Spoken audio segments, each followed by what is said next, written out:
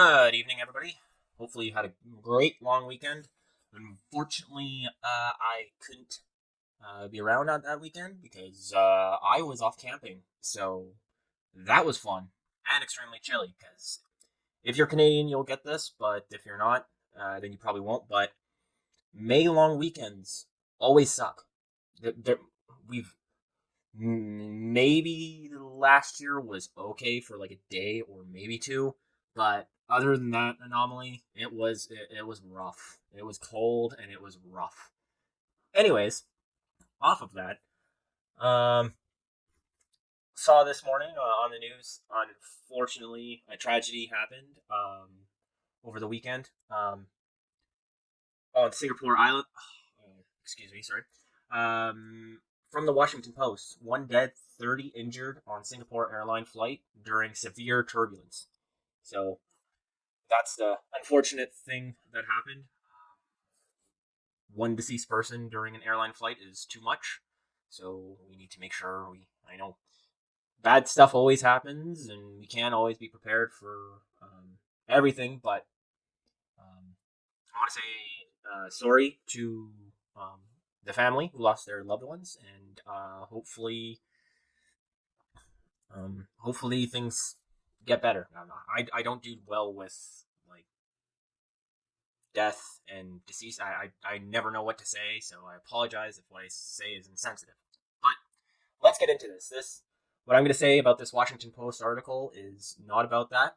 I have a rant coming for you all if that's why you enjoy my videos. So, without further ado, from the Washington Post.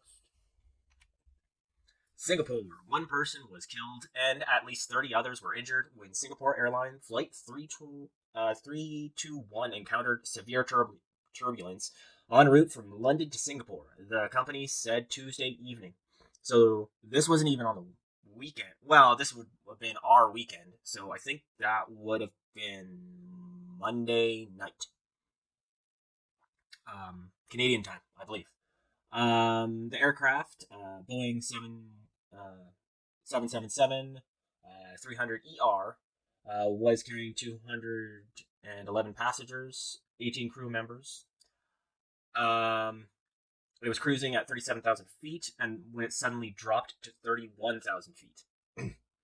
So they go on to say here that anybody who wasn't wearing their seatbelts were flung into the air. Which, I mean, yeah, if you go down 3,000 feet in minutes, that's what's gonna happen. So this is the reason why I wear my seatbelt all the time on like through the whole flight,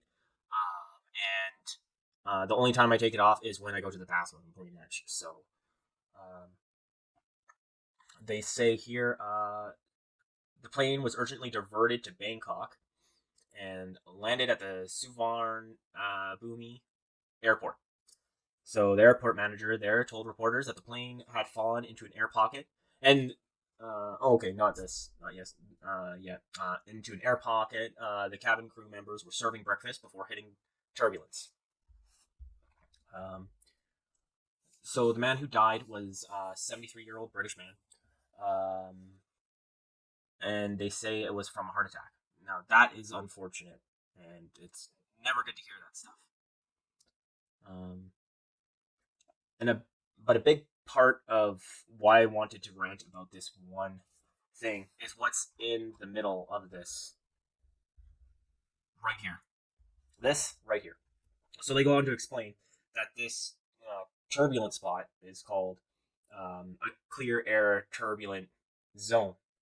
So they say clear air turbulence, which refers to a violent and sudden shifts in air that are nearly invisible, have been increasing because of changes in climate caused by rising carbon emissions. Research shows. Scientists and Reading University in Britain is a study published last year found that the duration of severe turbulence on one North Atlantic route had risen 55% between 1979 and 2020. And I took a look at a couple of graphs of what they posted and a couple of others. I could kind of make heads or tails of it, but like I said, I'm kind of just a dude who rants about news on the internet. I'm not a climatologist. It does look like in specific spots it is getting worse. I have no doubt that is because of the change in weather, whether that's to do with human intervention and like it remains to me. It remains to be seen whether it's natural or unnatural, or the majority of it is natural or unnatural. Let's keep going. Deaths caused by turbulence are extremely rare, but have increased. Co-author of the reading, Paul Williams, co-author of the Reading University study, said in a statement, "Our latest future projections indicate a doubling or trebling of severe turbulence in the jet streams for the coming decades. If the climate change is, or if the climate continues to change as we suspect," he said. He added that a delay or a detailed analysis of meteorological circumstances of this incident will take some time. So, my big thing with that is, why do they have to include climate change into this article? Congratulations, liberals. You always have to ruin everything with your politics. Like, there should be no politics, no nothing um in this article. This was a tragedy that happened, and yet you're saying, just including that this is clear air turbulence, which, just by the way, we're going to mention that what's causing clear air turbulence is a rising carbon emissions. And just to include, but don't look too much into this, that it's man-made, right? That's why they included right here, because of changes in climate caused by rising carbon emissions. So, pretty much right there, they're saying it's man-made. So, thank you, Washington Post. Thank you for inserting your ideals and your politics into something that should have been all just informative. And it's a piece talking about, like, just the plain news. Just tell us what happened. And yes, it should have been a sad article because somebody passed away. But of course, you have to be like, oh, it's because climate change that this guy passed away. If there was no climate change, then this guy would still be around. You're insinuating that. You're insinuating that this is not this is not a natural cycle that we go through. A warming cycle, if you will, right? And these are, I'm not saying that humans aren't contributing to um the like we are, as humans, and as polluting, like as we're polluting, we are contributing to the changes in climate. We are making things warmer at a faster rate with our pollution. Like, the science does show that. The problem with all of this politics in it is, and like you see here, is politicians and the media and everything is twisting this, saying that we are the cause of the warming weather. Like, if we stopped emitting carbon emissions tomorrow, then the Earth would go back to the way it was. And we haven't done any research in, are we going through a warming cycle or are we going through a cooling cycle? There were some researches through these, or not research, sorry, there was some research done, though I kind of did lie. I do need to find it online. I didn't look it up before. I should have.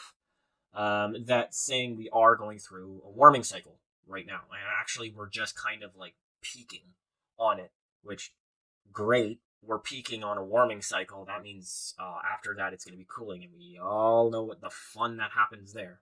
But yeah, so we're reaching a warming cycle and reaching the peak, and humans are exasperating that, but that's probably the reason why all of these storms are happening more and more and more. Why things are um, things are heating up more and more and more because of these cycles that we naturally go through.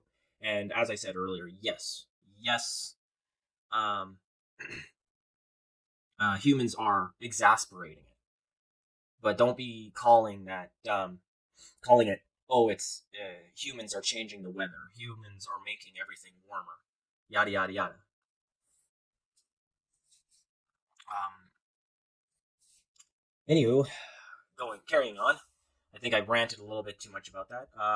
Let me know below if you'd like me to maybe give an analysis on some of the old time climate change. Well, some of the research.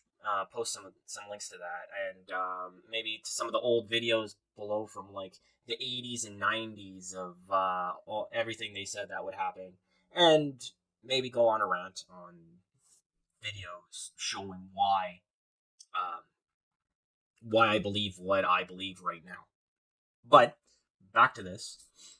Uh, oh, but also, when you comment, if you could also hit that subscribe button, that would be amazing. And I mean, even if you don't want to comment anything, or like I usually say, put a 1 or a 2. It boosts the algorithm and it makes this shoot out to a lot more people. So let's keep going.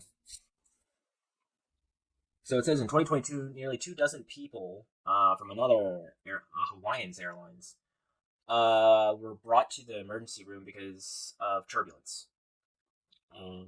Singapore Airlines is one of the top ranked airlines, so they're pretty safe airlines, so that's good. And I didn't know that. But there was a crash in Taiwan when a flight took off, going down the wrong runway, which would make sense. That would be extremely dangerous. And according to the World Airliner Census from Flight Global, Singapore Airlines has one of the largest fleets of Boeing 777s. So the rest of it's just coming out with like kind of what the airline is, their kind of history, yada yada yada, all of that. I really recommend to go to the Washington Post and read what they have to say on it. Like I said, this was more me ranting about them injecting politics into an article that should just be about the people who got hurt and the man who unfortunately passed away. So, thanks for watching, everybody. Have a good rest of your day, and I'll talk to you next time.